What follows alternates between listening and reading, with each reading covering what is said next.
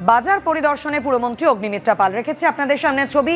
রবিবাসরীয় সকালে কলকাতা পুরসভার প্রশাসক স্মিতা পান্ডেকে সঙ্গে নিয়ে কলকাতার ল্যান্সডাউন বাজার পরিদর্শনে গেলেন পুরমন্ত্রী অগ্নিমিত্রা পাল। আপনি বস্তা নেন, অন্য কিছু নেন, ট্রাক আনুন, কিন্তু এখানে তো রাখতে পারবেন না। শিওর নিতে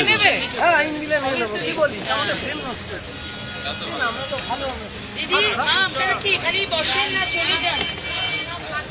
কতক্ষণ থাকে?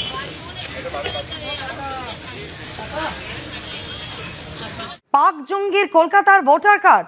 কসবার ভোটার পাক জঙ্গি সন্দেহে ধৃত রানার অফ।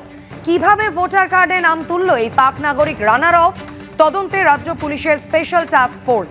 কসবা বিধানসভা কেন্দ্রের ৬৬ নম্বর ওয়ার্ডের ৩১ নম্বর পার্টের ভোটার ওয়াহাব আলম নামে ভোটার কার্ড নাম তুলেছিল এই রানার অফ, এমনটাই জানা যাচ্ছে। 2018 সালে রানার অফকে ভোটার কার্ড বানিয়ে দিয়েছিল ধৃত মোহাম্মদ ইজাজ। দাবি তদন্তকারী আধিকারিকদের। পরে এসআইআর এর ভোটার লিস্ট থেকে বাদ যায় ওয়াহাব আলমের নাম।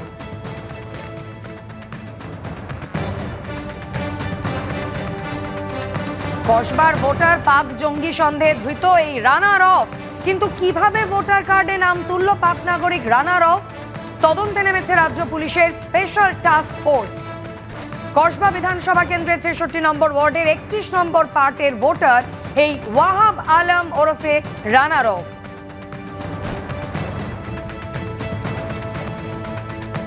2018 সালেই রানার অফকে ভোটার কার্ড বানিয়ে দিয়েছিল ধৃত মোহাম্মদ ইজাজ, এমনটাই দাবি করেছেন তদন্তকারী আধিকারিকরা। পরে এসআইআর এ ভোটার লিস্ট থেকে বাদ যায় ওয়াহাব আলমের নাম।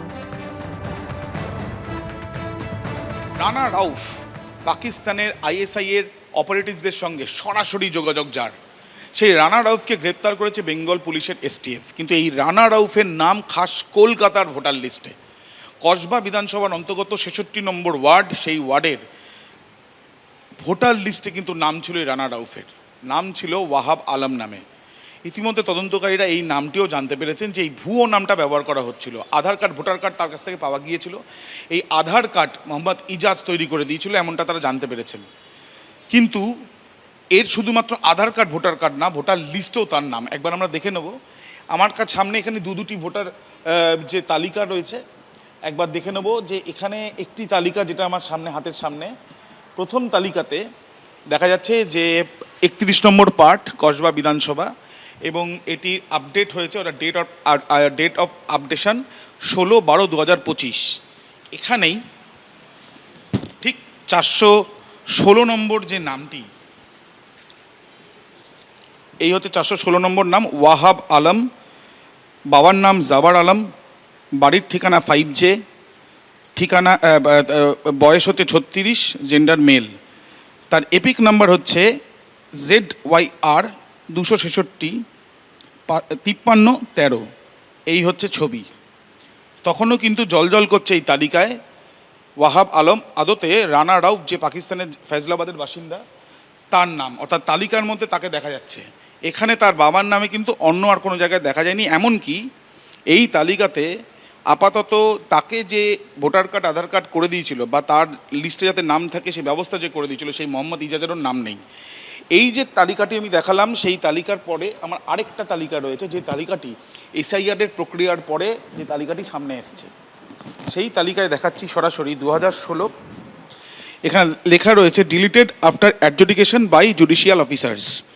এখানেও ZYR 266 5313। এখানেও লেখা ওয়াহাব আলম, জাওয়ার আলম বাবার নাম, 5J, বয়স 36 এবং মেল।